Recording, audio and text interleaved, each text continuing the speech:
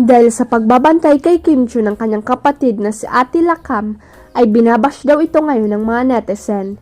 Ito ang kwento ni Nanay Christopher Min sa Showbiz Now na vlog kasama sina Wendell Alvarez at Romel Chica na naka-upload na sa YouTube.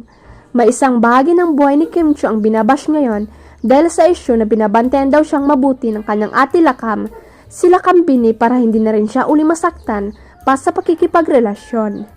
So, nagre-react ngayon ang mga tagahanga ni Paolo Abilino, sabi ni Nay Christy.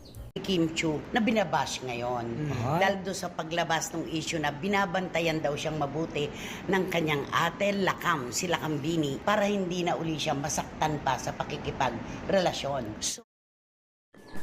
Opinyon naman ni Romel Chica, maswerte raw si Kim at may ate siyang nagbabantay sa kanya para maiwasan at hindi na maulit ang mga nagdaang failed relasyon niya ni Kim, sabi pa. Kaya pala ganun ka-concern si Lakam sa kapatid na aktres ay si Lakam pala ang talagang nagpalaki kay Kim. Siya yung parang nanay, ipinakita ang mga lumang litrato sa SNN, sambit ni Nay Christy.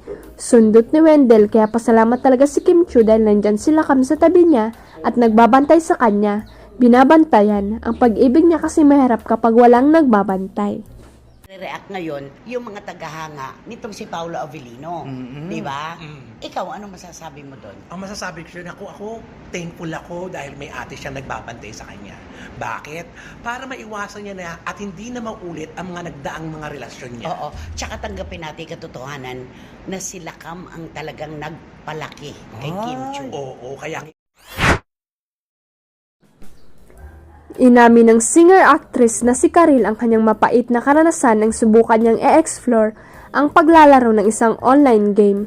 Sa isang episode ng It's Showtime na ibahagi ng TV host ang kanyang naging karanasan nang subukan niyang laruin ang Mobile Legends upang makarelate sa asawa niyang si Yael Yuson.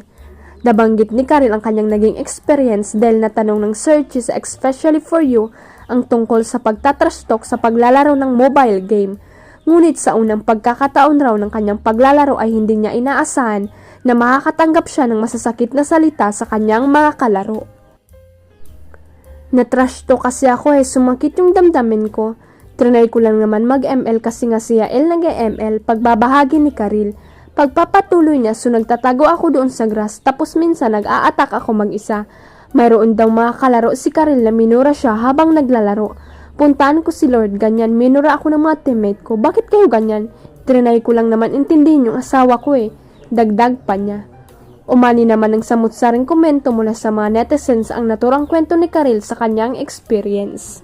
Trinay ko lang naman mag-ML kasi nga si Yael nag-ML. Parang sinabayan mo. So, nagtatago ako doon sa grass. Oh. Tapos minsan nag-a-attack ako mag-isa. Oh. Puntaan ko si Lord, ganyan. Oh. Ano sabi ni Yael? Minura ako ng mga teammate ko. Ba't teammate? kayo ganyan? Trinay ko lang na maintindihan yung asawa ko Huwag kalimutang i-click ang subscribe button at i-ring ang notification bell para sa latest at legit chika updates.